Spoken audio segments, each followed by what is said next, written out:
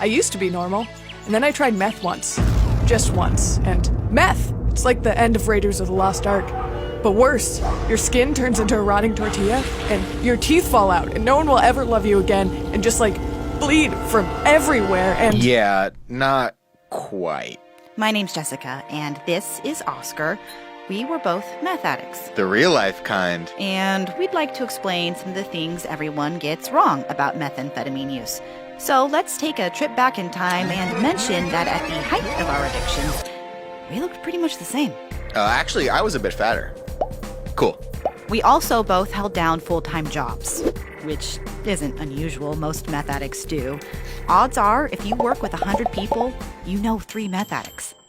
It's easy to find online forums populated by working mothers who use the drug to give themselves energy to get through the day. See, kids eliminate the opportunity for sleep, and meth eliminates the need for sleep. Kids and meth, a match made in heaven. There's gotta be a better way to put that.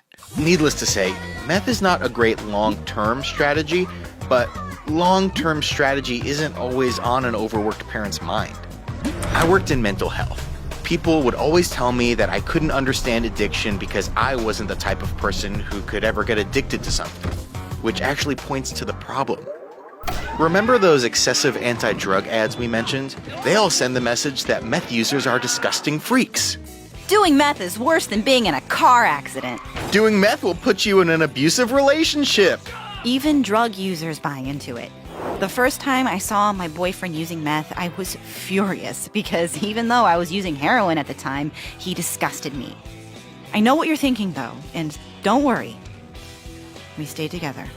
The problem is that in addition to making the drug scary, those ads make the users scary. And that stigma discourages them from getting proper treatment. After I shot meth into my penis and needed to go to the hospital because of the first part of that sentence, I felt too ashamed to admit what drug I had shot into my wang and said, "It was cocaine!" Which we all know is the dick drug of classy gentlemen. A lot of people use meth because it gives them confidence and makes socializing easier. So meth users tend to be people who are insecure about how others see them.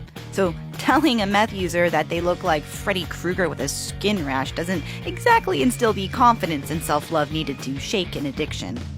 One of the weirder side effects of meth is that it gives antipsychotic meds street value, because after a long night of being spun, we will take these to force ourselves to come down and go to sleep. These drugs can give you diabetes or heart problems or other things too, probably. Medicine's weird. But we need them to sleep. And not even because we're too busy doing stuff. A lot of meth energy is, paradoxically, being totally wired and super lazy. While I originally used crystal to treat my social anxiety, my addiction slowly evolved into me getting spun with my buddies and then sitting in my bedroom all weekend watching porn. I barely went out or did anything. Eventually, I did happen to hook up with this guy, but I was so out of shape that a few minutes in, I was drenched in sweat and had to stop. I have a heart condition. But for the most part, meth is a very social drug. Getting clean meant giving up relationships with a lot of the users who I also consider to be my friends. It's not always easy to draw a line in your life between good people and toxic junkies. It's actually possible to really love someone who's killing you. Which brings us to, this part. Oscar and Jessica aren't our real names, but we're based on real people. The real Oscar continues to struggle with his addiction to this day. He was clean when we met him, but then just happened to relapse while we were writing the script. The real Jessica had only been clean for a few months when she got in touch with Crack to share her story. Then she stopped answering her phone and emails. We don't know what happened to her.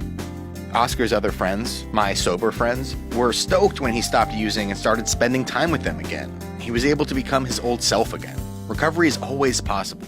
We know Jessica's friends would have felt the same way, and everyone here just hopes she's all right.